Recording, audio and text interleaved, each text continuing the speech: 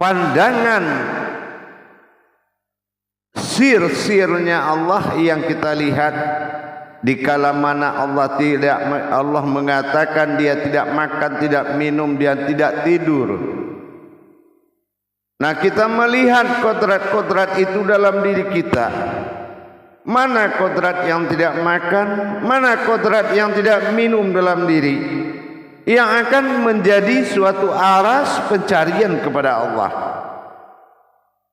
Kalau hanya mengamalkan tanpa tajalli, apa bedanya kita melakukan amaliyah hanya untuk memperbanyak amal, mengalahkan amal buruk, mendirikan amal baik? Tapi kalau tingkat pemahaman kita sudah mencapai tingkat wujud, mana wujud usul dikatakan dari Muhammad, mana wujud asal yang dikatakan Adam.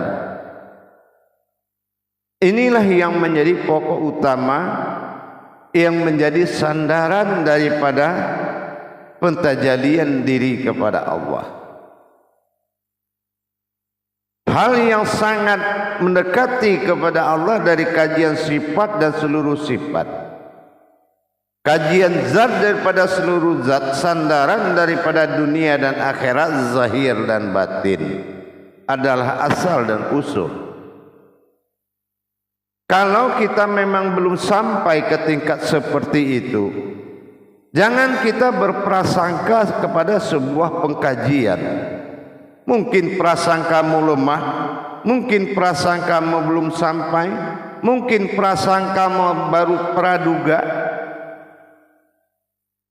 Orang ikhlas itu bukan orang berprasangka. Orang ikhlas itu adalah orang yang yakin kepada perjalanan rohaninya. Kalau hanya duduk bercerita, berkumpul dengan guru tanpa kita diperjalankan, untuk apa semua itu dilakukan? Maka tingkat awal itu 2 Al-Baqarah 269. Picuan pertama, acuan yang sangat dicari adalah bagaimana kita mendapatkan pemahaman dari Allah. Seperti kita lihat, tidak akan ada sesuatu yang pemahaman, atau tidak akan ada suatu hikmah pemahaman sedikit pun tanpa pemberian Allah kepada orang yang dia percayai, dia kehendaki. Untuk itu kita melihat kembali, asal dan usul ini adalah kajian sandaran akhir dan sandaran awal. Kajian sandaran akhir berkodrat dan sandaran akhir adalah berkursi, berkekuasaan dan berkekuatan Allah. Mana yang dikatakan bersifat Allah dengan kekuatan dan kekuasaannya? Inilah aras dan kursi. Ini juga yang dikatakan asal dan usul. Yang dikatakan asal adalah sifat maujud yang berasal dari sebuah wujud yang tidak terlihat. Itu dinamakan batin. Tapi batin ini dia memiliki asal, yaitu batinul batin. Apa yang dikatakan batinul batin? Asalnya batin, yaitu batinulnya batin itu adalah sir, adalah rahasia. Sir inilah yang menjadi usul, yang mana kodrat pada diri kita. Sir ini adalah nyawa, atau dikatakan dengan nafas. Naf adalah diri, as adalah sesungguhnya, diri yang sesungguhnya. Ini yang adalah diri. Sementara apa yang dikatakan asal adalah maujud yang berusul dari batin. Pada diri kita disebut markubah atau jantung, atau yang menggerakkan jantung. Jadi kalau sifat asal usul ini dipelihara oleh pandangan kita kepada yang dia jadikan, tak ubahnya dia dilihat oleh yang menjadikan. apabila kita fokus melihat sebagai asal usul, maka yang dilihat dia akan merasa dilihat oleh yang menjadikan dirinya sendiri. Semua pakai nyawa, semua pakai jasad. Kenapa? Karena batin al-batiniyah, batin ini adalah maujud asalnya zahir. Pusat daripada batin, wujud jantung kalau di diri adalah Ahmad, diri yang batin. Nah, sementara sifat maujud adalah daripada Ahmad itu adalah Muhammad. Jadi kalau kita sudah memahami kodrat asal adalah batin, kodrat usul atau awal adalah nyawa, awal atau usul berarti yang menjadi zahir itu adalah batin, yang menjadi hayat adalah nyawa atau diri.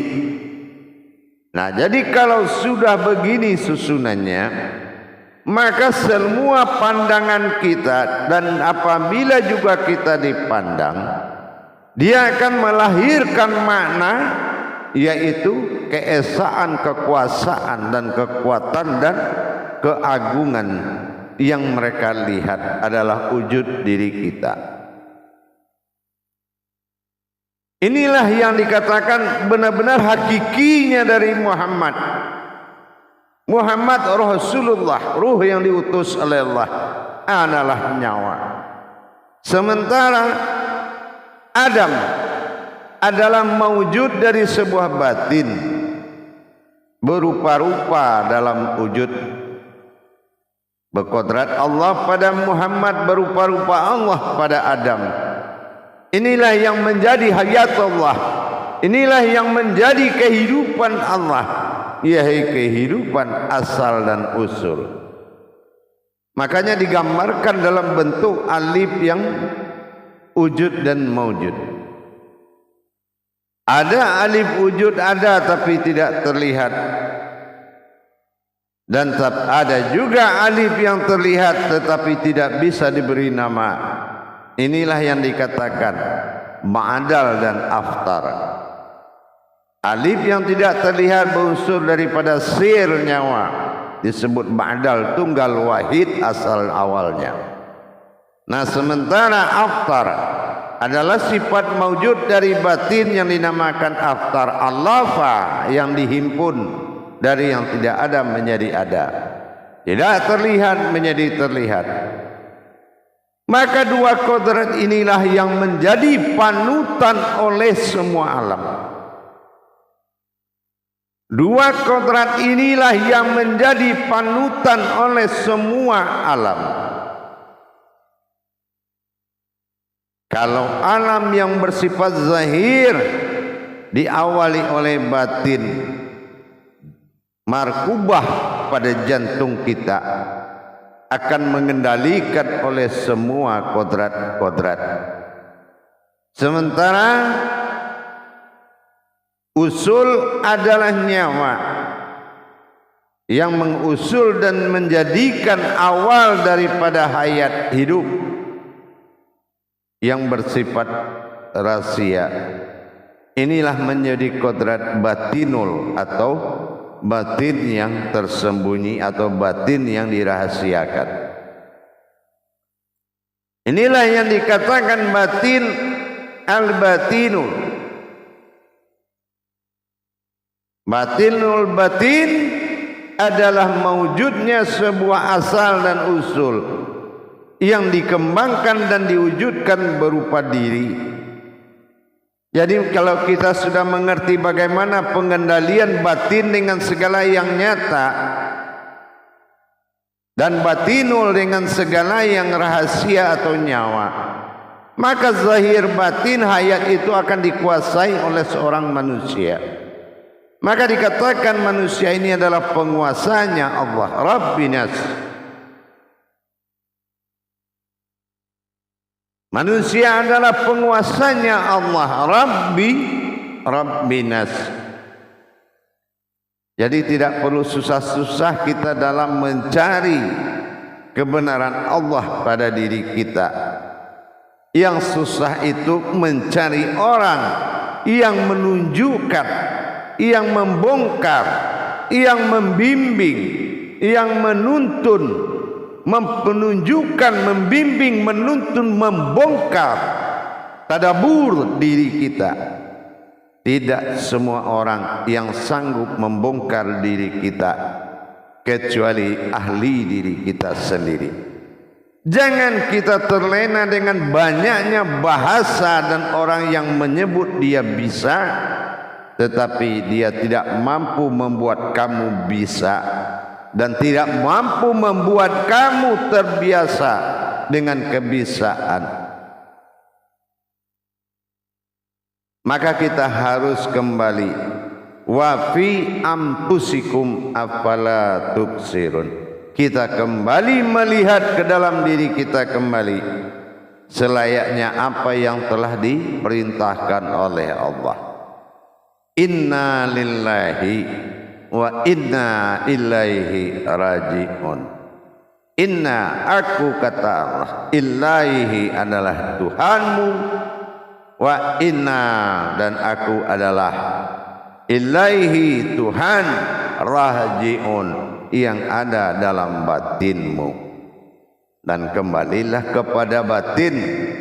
Maka wujud Allah dalam batin, disinilah manusia kembali menjadi titik. Insya Allah para jemaah, selalu dan selalu akan kita tingkatkan pemahaman untuk dalam rangka pencarian, dalam rangka memperjalankan rohani kita kepada Allah Subhanahu wa ta'ala, sehingga kita bisa melaksanakan kewajiban dosa kita, melengkapi tuntutan syahadat. Syahadah ahadah, menyatu langsung menjadi satu. Butuh guru, butuh bimbingan yang benar, butuh hati yang sangat benar. Untuk itu insya Allah, dengan kita menjalankan wala zidna jahadu fitna lahadiyahum subulana, dengan kita bersungguh-sungguh menjalani dan mencari jalan-jalannya Allah, maka Allah perlihatkan kepada kita. Tapi kalau kesungguhanmu hanya untuk memenuhi syarat untuk mendapatkan ilmu, bukan untuk mendapatkan Tuhan, maka kamu akan mendapatkan perjalanan yang akan menghabiskan sisa-sisa usiamu dengan mubazir.